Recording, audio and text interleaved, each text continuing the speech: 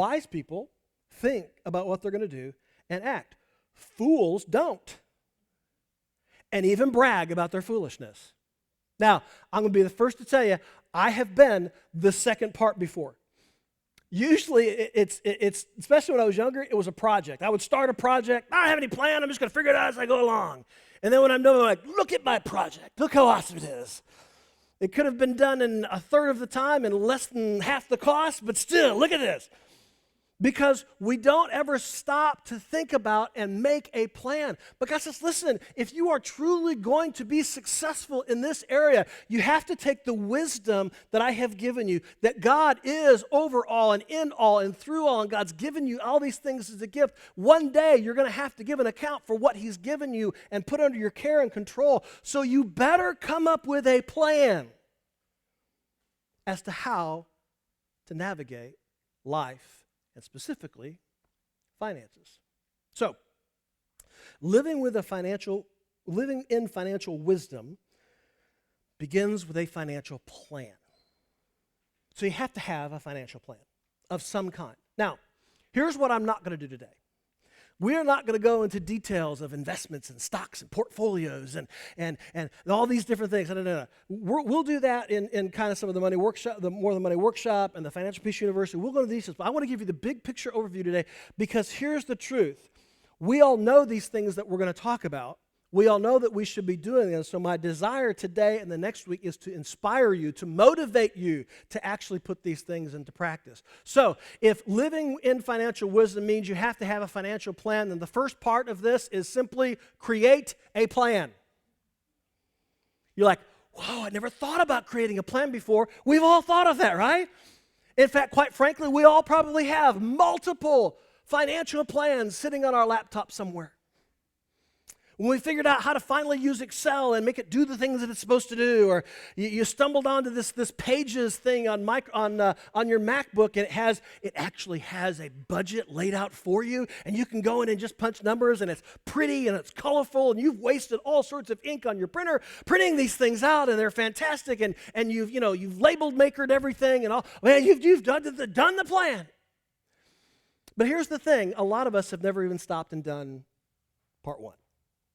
We've never created a simple plan of how we're going to handle our money, how we're going to handle the things that God's given us. Proverbs 21, verse 5 says this: the plans of the diligent lead surely to abundance. Now, I want to pause for just a moment because I think this is really important, what he's saying here. He says the plans of the diligent. He goes, the plans, the things that we're talking about, creating a plan, of the diligent, the people that are persistent, right?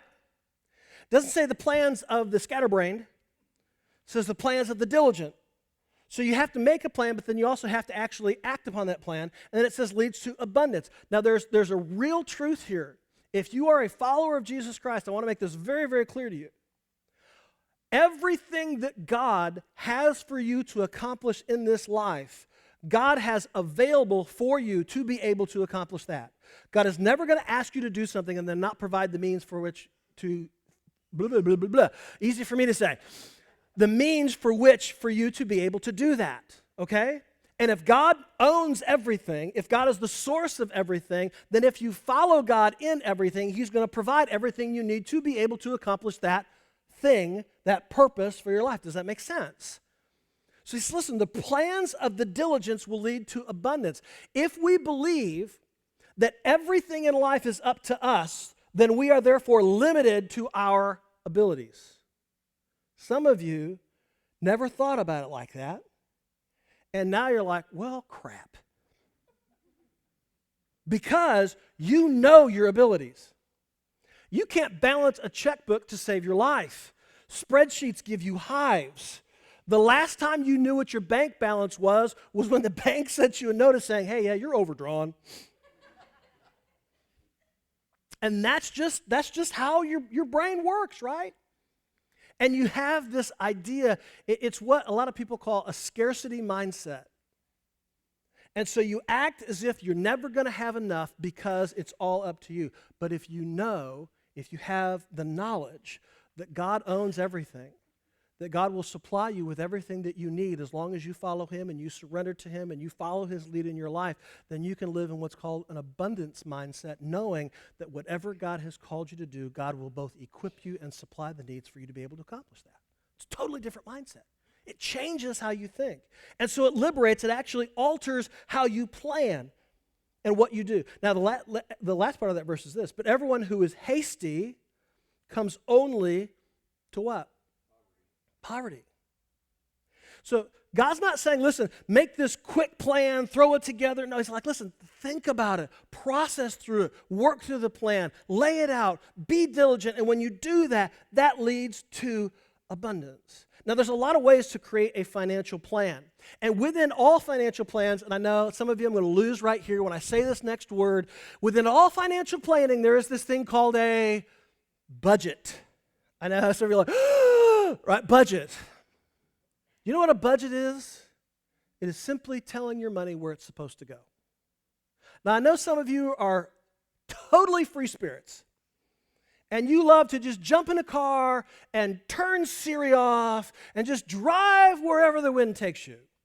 The rest of us normal people want to actually arrive somewhere at some point in time, and so we create a path. We create a map. We create road things. We want to actually get there.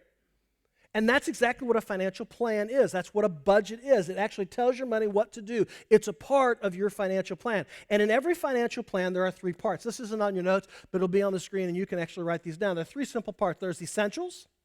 And essentials are the things that you cannot live without.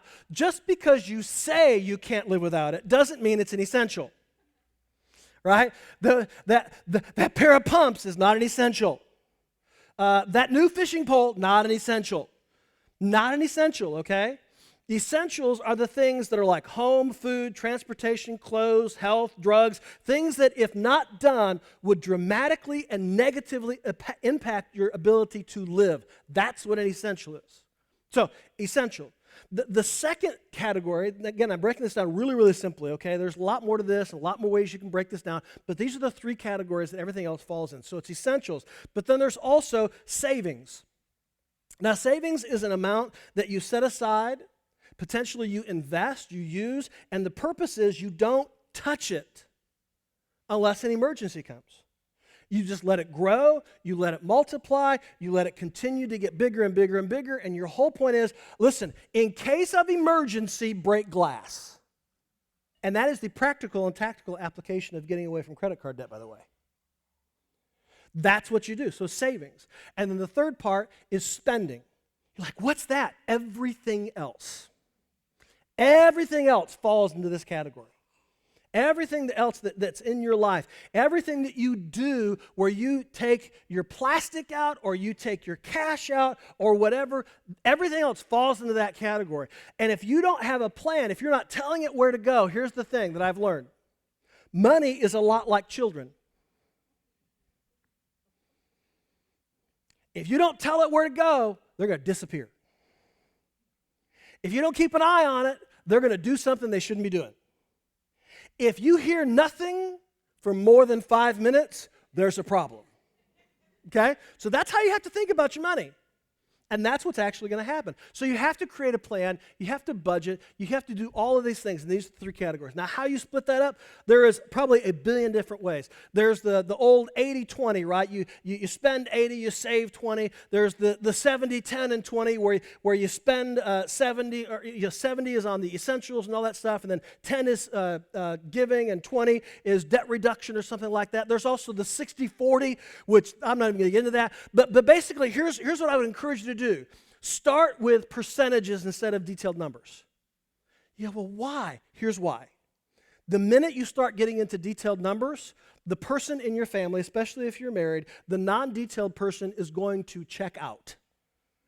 They're going to not want to do it anymore. They're not going to want to talk about it. They're going to get overwhelmed. They're going to get frustrated. So if you start with percentages and work backwards instead of working forwards, it's a whole lot easier. And by the way, if you do like the 80-20 and your spending is like 82, then you go, okay, is there anything in the spending that's non-essential that we can cut so that we can get underneath that amount? Because we really want to do this 80-20 or the 80-10 and 10 or the 70-20 and 10 or however you want to break it up. We'll talk about that in the More Than Money workshop. But however you want to do that, make sure that you do that. It's the simplest way to do that, and it gets you rolling. Proverbs chapter 16, verse 9.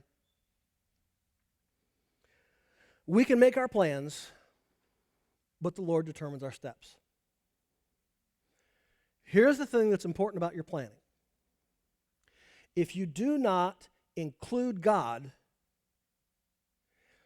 if your plan goes against God's word, one of the two things is going to work out, and it's not going to be your plan.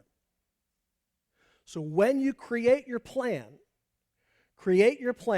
so that it coincides and runs parallel to the plan that God has for your life.